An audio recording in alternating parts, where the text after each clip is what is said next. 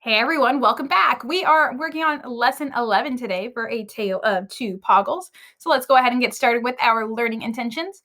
Today we are learning to determine the theme of a story so that way we can explain the overall message the author is communicating. We know we are successful when we can define the theme. So of course we need to know what is a theme when they ask us, tell me what the theme is. What are they actually asking you?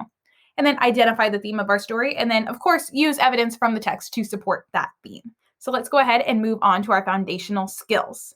We are working on related words today. So I have the words inventor and invention, and those are related words. Related words, remember, are words with the same base word or root.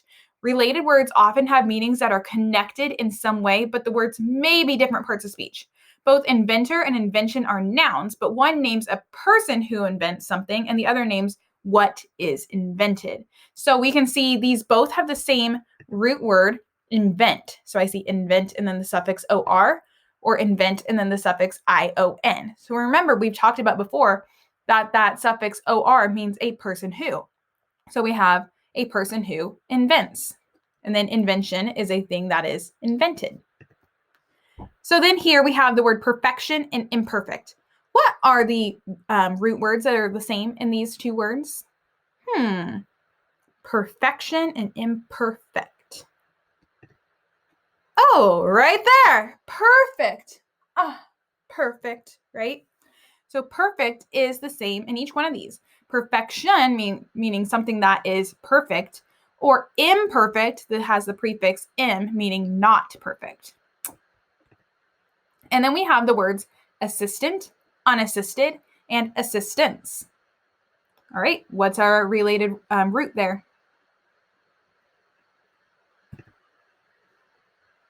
Assist, right.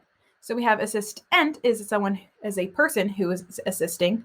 Unassisted means not having assistant, or assistance is like needing help with something. So for your foundational skills, you have this page from your Reader's Writer's Journal where you are going to be matching the word to the sentence. So I will have that as a drag and drop for you on Seesaw. Next, we have vocabulary. So we have the word revolve. So I have this little GIF from Elf here, and Buddy is going around the revolving door.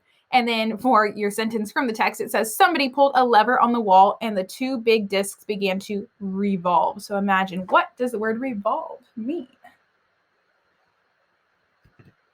Right, it means to move in a circle, basically.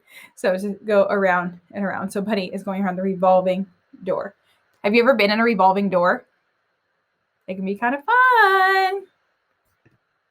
And then we have the word enormous. But how, began Nina, staring at the enormous pile of paper. And I have this little GIF here from probably an old commercial with some Iron Kids bread, and it's enormous.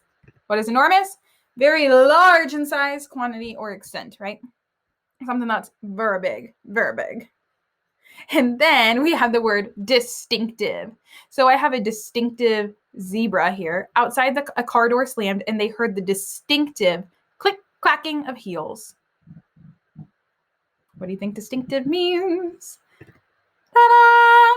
Characteristic of one person or thing. This zebra here, he has some distinctive coloring that it keeps changing, right? Not like all the rest. So Gloria Grabber has distinctive click-clacking with her shoes. All the workers know what that sounds like. So we are going to read chapter 4 today, called Fun at the Factory. Suddenly, everything became very noisy. From a room somewhere above Alejandro and Nina came a noise that sounded like a giant saw cutting down a tree. At the same time, something else was making a clunk, clank, rattle, rattle, and thud. Alejandro and Nina looked up. At one end of the mezzanine, a door opened and out came a cart. It sped along the mezzanine, rattling as it went, to the chute that looked very much like a tube-shaped carnival slide. The cart tipped up and outpoured thousands and thousands of envelopes into the chute. As soon as the envelopes landed on the floor below, the workers gathered them up and began to sort them. Big ones, little ones, white ones, gray ones, and a few colored ones that must have been made for birthday cards. Somebody pulled a lever on the wall and the two big discs began to revolve.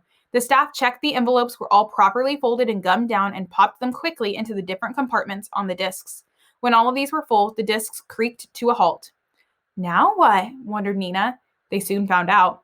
Now the envelopes were sorted. They were packed into boxes and wheeled into another room, labeled envelope store.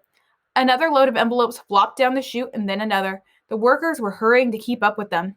They'll be up to their knees in envelopes if they slow down, said Nina.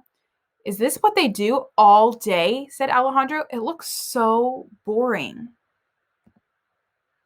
Remember, we had the word revolve, so those discs were revolving. They're going around and around.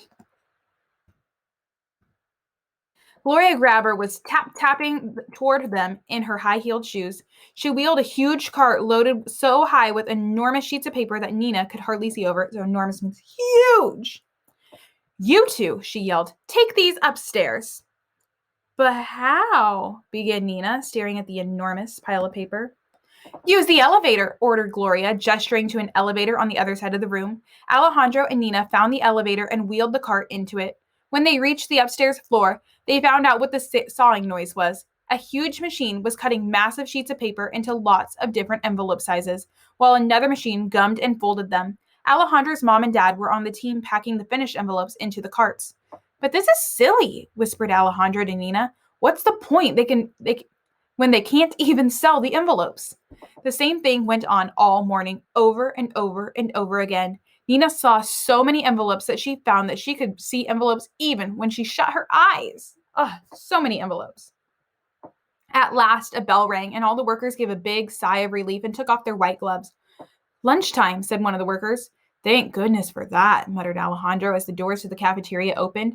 It was a lot like the school lunchroom, but smaller, dirtier, and grayer, with bigger tables and less comfortable chairs. Alejandro and Nina soon finished their packed lunches. They wandered back into the factory, which was quiet at last, as everyone else was still busy eating lunch. Where's Gloria Grabber? Wondered Nina. I saw her go out to her car and drive away, said Alejandro, which means we've got the place all to ourselves. All the machinery is switched off, so how about a ride in one of those carts? We shouldn't, gasped Nina, but she had to admit it did sound like fun. They're only carts. They don't go fast, said Alejandro. I think they run on batteries or something, but we don't need to switch them on. One of us could push instead. You mean you want to ride in the cart, so I have to push? Nina griped. We can take turns, said Alejandro as they went up in the elevator to the mezzanine floor. Nina was beginning to like the idea. Alejandro found a cart and climbed in. Nina pushed it as she ran all the way to the chute. When they reached the chute, Alejandro scrambled out. Here we go, he called, and he hurled himself down the chute and slid onto the pile of envelopes in the other end. Fantastic, he said, picking himself up. You have to try it. They took turns riding the cart, sliding down the chute and going back up in the elevator. They were having a wonderful time. Let's get the spinning disc thing going, said Alejandro. This is like an amusement park. They pulled the lever and rode on the spinning discs, going around and around and around until they were dizzy. All right, guys. So it seems like they're having some fun now. So let's stop and think. What conclusion can you draw about Alejandro and Nina by their actions? Based on their actions, what can we think? Well, they're kind of doing something they're not supposed to be doing, right? But they're having a lot of fun, and they're using things in different ways. So maybe we could say they're really creative, or they like to have fun, right? Those could be some conclusions that we draw. If the author didn't tell us that directly, we're making this up on their own based on what they did. And then how can we assess whether the author approves of their actions? Well, let's see. The author seems to make it sound like they're having a really good time, and the author is not including anything where they're worried about any consequences. So the author might think that this is okay, because the author has made it seem like Gloria Grabber is a pretty bad person. She's the nemesis in this story. And so the kids are just having fun. So maybe the author thinks that, yeah, this is okay. Then they wheeled each other around in the cart some more. This is what it should be, called Nina, sliding down the chute for the 10th time. An amusement park in Nether Poggle. Outside, a car door slammed, and they heard the distinctive click-clacking of heels. Gloria's back, gasped Nina. Quick, hide, she'll be furious. That's, again, where we have to stop for today. So remember, our first part of our success criteria is that we were going to define theme, to say what theme means, because that's our learning intention, is that we need to be able to identify the theme today. So the theme in a story is its underlying message or its big idea. The theme is usually universal. So when we're thinking about the theme, think about what lesson the main character learned. We talked about that in Lunch Money as well. We talked about what lessons did Greg learn. So some examples of theme that we could have is like hard work pays off, or the importance of family, or treating others the way you want to be treated. But okay, these are always kind of big lessons or big messages that you could apply to lots of different situations. Now, I noticed that in this story, they like to be able to use things in different ways, to be able to use the materials for different purposes. And so a theme that you could have from this story is that creativity can lead to using things in new ways, just like Alejandro and Nina were in our story. They came up with new uses for parts of the factory that were already there. So I want you to think of what are some ways that they reused things in the factory and made them new? Well, right, they took rides in the factory carts. That was the first thing that they did. They rode in those carts, and so they thought that that was fun. They kind of made like a new little ride or game out of that. And kids are always really good at this and creating games and things out of making things different. Or remember, they used the chute as a slide, right? Like, woo, that's fun. And they said really at the beginning when the chute was actually being used for the envelopes that it looked like a carnival slide. Or they rode the spinning discs. Remember, they got on that and they said it was like an amusement park. They were going around and around and around until they're dizzy. And I know that the kids at my school, there's a spinny toy, and they like to spin around and around and around. Okay, so that's like a fun ride. Or Nina decides the factory should be an amusement park. She just comes up with that all together after they've done all of these things. She said, this should be an amusement park. That's what this factory should be. So again, they're being very creative and they're thinking of new uses for things that are already there. So that's why our theme, the lesson or the message that the author is trying to show us right now, is that maybe you can reuse things for a different purpose. Have you ever come up with something that maybe was old or broken and found a new use for it? Right? Or just even think about recycling. We do that all the time with recycling. We take things that are old and they become new things. So again, that's a theme that we could apply to lots of different situations, is that we can reuse things in different ways. So back to our learning intentions for today. We were learning to determine the theme of a story so that way we can explain the overall message the author is communicating.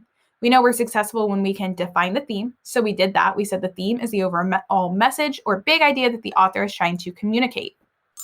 Check. Identify the theme of the story. So for this part, we said that creativity can allow you to come up with new uses for old things. Check.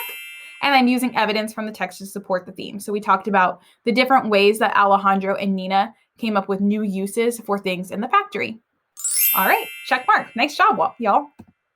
For your reading response, your question is, what theme do you think is suggested by the title Fun at the Factory? So what lesson or big idea do you think the author is maybe suggesting by titling this chapter Fun at the Factory? And I do want you to make sure that you are supporting your answer with reasons and examples from the text. All right, that is all for today. I hope you guys have a wonderful day. Be kind to one another. Do all of your work. You're almost through the year. Just keep going. And I will see you guys next time. Bye.